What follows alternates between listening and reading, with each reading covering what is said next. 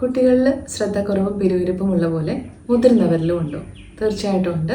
അതാണ് adult ADD അഥവാ attention deficit disorder in adults. എന്തൊക്കെയാണ് അതിൻ്റെ ലക്ഷണങ്ങൾ നോക്കാം. ഏറ്റവും പ്രധാനപ്പെട്ടത് എപ്പോഴും സ്ഥായിയായിട്ട് ഒരു ഇൻറ്റേർണൽ സെൻസ് ഓഫ് ആങ്സൈറ്റി ഉണ്ടായിരിക്കുക.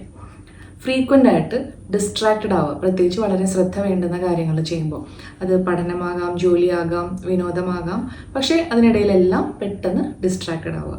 നിത്യോപയോഗ സാധനങ്ങൾ പലതും മിസ്പ്ലേസ്ഡ് ആവുക. ഉദാഹരണത്തിന് പേഴ്സ്, കാർ കീ, അല്ലെങ്കിൽ സ്ഥിരം കൊണ്ടുപോകുന്ന ഒരു ബാഗ്, വാച്ച്, പല സാധനങ്ങളും മിസ്പ്ലേസ് ചെയ്യുക. വീട്ടിലെ എൻവയോൺമെൻ്റ് ആവട്ടെ, സ്റ്റഡിയിലോ അല്ലെങ്കിൽ വർക്കിലെയോ എൻവയോൺമെൻ്റ് ആവട്ടെ, കൃത്യമായ രീതിയിൽ മെയിൻറ്റെയിൻ ചെയ്യാനായിട്ടുള്ള ഒരു ബുദ്ധിമുട്ട്, പൊട്ടിത്തെറിച്ച് പെരുമാറാനുള്ള ഒരു ടെൻഡൻസി, വളരെ പുവറായിട്ടുള്ള ഫിനാൻഷ്യൽ ബിൽസ് മാനേജ്മെൻറ്റ്, എപ്പോഴും ഒരു തിരക്കിൽ അല്ലെങ്കിൽ always in A hurry, chronically late, inconsistent ആയിട്ടുള്ള വർക്ക് പെർഫോമൻസ്.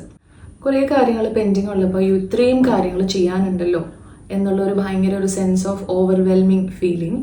പിന്നെ നമ്മൾ എത്തേണ്ട ഉയരങ്ങളിൽ എത്തിയിട്ടില്ല എന്നുള്ളൊരു സെൻസ് ഓഫ് അണ്ടർ അച്ചീവ്മെൻറ്റ്. വളരെ ഫ്രീക്വൻ്റ് ആയിട്ടുള്ള മൂഡ് ചേഞ്ചസ്, പക്ഷെ അത് ഒത്തിരി സമയം നീണ്ടു നിൽക്കുന്ന തരത്തിലുള്ളതല്ല. മൂഡ് ചേഞ്ചസും ദേഷ്യപ്പെടാനുള്ള ടെൻഡൻസിയും വളരെ ഹൈ ആയിരിക്കും.